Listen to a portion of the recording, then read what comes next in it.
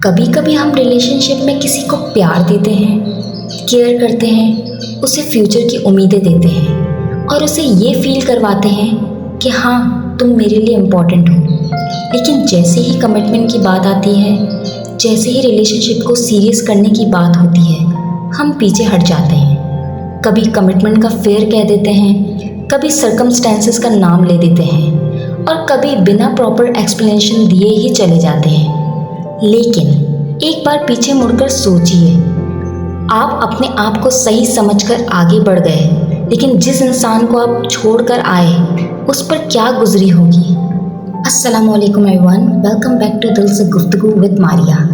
आज की बात सिर्फ लड़कों के लिए नहीं और सिर्फ लड़कियों के लिए भी नहीं, ये बात हर उस इंसान के लिए है जो किसी रिलेशनशिप में है।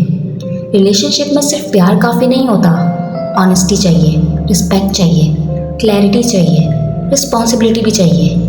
और जब रिलेशनशिप सीरियस हो तो कमिटमेंट भी ज़रूरी है। अगर आप कमिटमेंट के लिए रेडी नहीं हैं तो ऑनेस्टली कह दीजिए, लेकिन किसी को प्यार की उम्मीद देकर, उसकी फीलिंग्स इन्वॉल्व करके, उसकी लॉयल्टी और इमोशनल सपोर्ट लेकर फिर कमिटमेंट की बात आते ही भाग जाना, ये फेयर नहीं है। कुछ लोग रिलेशनशिप को अपनी कन्वीनियंस के हिसाब से चलाना चाहते हैं। बातें होती रहें, केयर मिलती रहे, अटेंशन मिलती रहे, इमोशनल सपोर्ट मिलता रहे, लेकिन जब सामने वाला पूछता है तुम मेरे साथ सीरियस हो या नहीं, तो अचानक एक्सक्यूजेस शुरू हो जाते हैं। लेकिन सामने वाला इंसान भी तो एक दिल रखता है।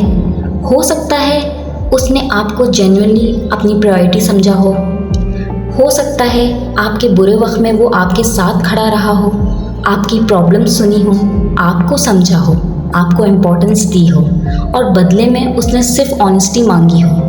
उसने कोई महल नहीं मांगा, उसने सिर्फ क्लैरिटी मांगी, तुम मेरे साथ फ्यूचर चाहते हो या नहीं। और अगर आप नहीं चाहते थे तो सच बता देना ज़्यादा बेहतर था, क्योंकि किसी को झूठी उम्मीद देकर, इमोशनल अटैचमेंट में लाकर फिर बीच रास्ते में छोड़ देना किसी के साथ भी इनजस्टिस है।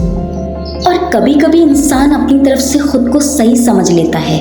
वो कहता है मैंने जो किया सही किया, ये रिलेशनशिप मेरे लिए ठीक नहीं था, मैं आगे बढ़ गया, अब मुझे कोई फ़र्क नहीं पड़ता। लेकिन एक बार, सिर्फ एक बार पीछे मुड़कर देखिए, जिस इंसान को आपने ऑप्शन बनाकर रखा, जिस इंसान को कन्फ्यूजन में रखा, जिस इंसान की फीलिंग्स का फ़ायदा उठाया, उसके दिल पर क्या गुजरी होगी।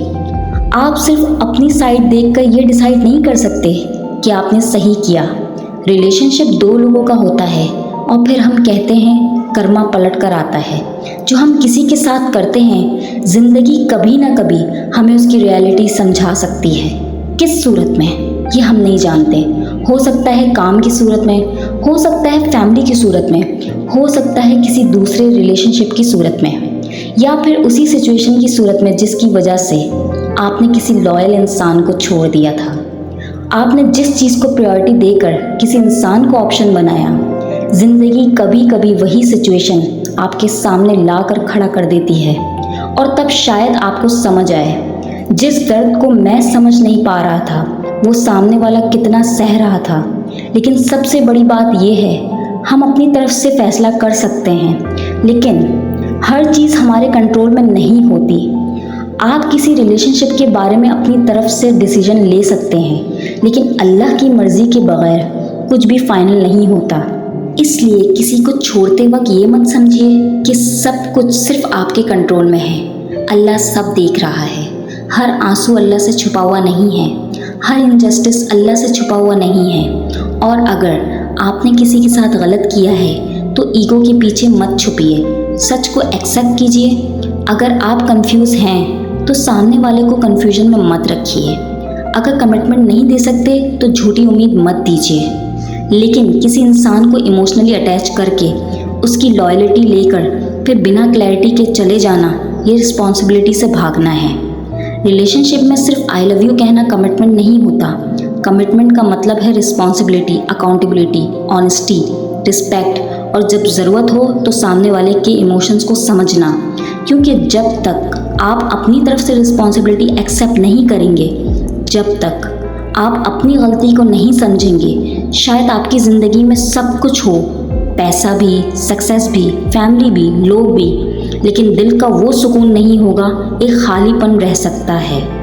बाहर से आप कह सकते हैं मेरी लाइफ तो बिल्कुल ठीक चल रही है, मैं बिल्कुल खुश हूँ, मुझे कोई फ़र्क नहीं पड़ता, लेकिन इंसान अपने दिल से नहीं भाग सकता और अल्लाह से तो बिल्कुल नहीं। तो आज का मैसेज बहुत सिंपल है।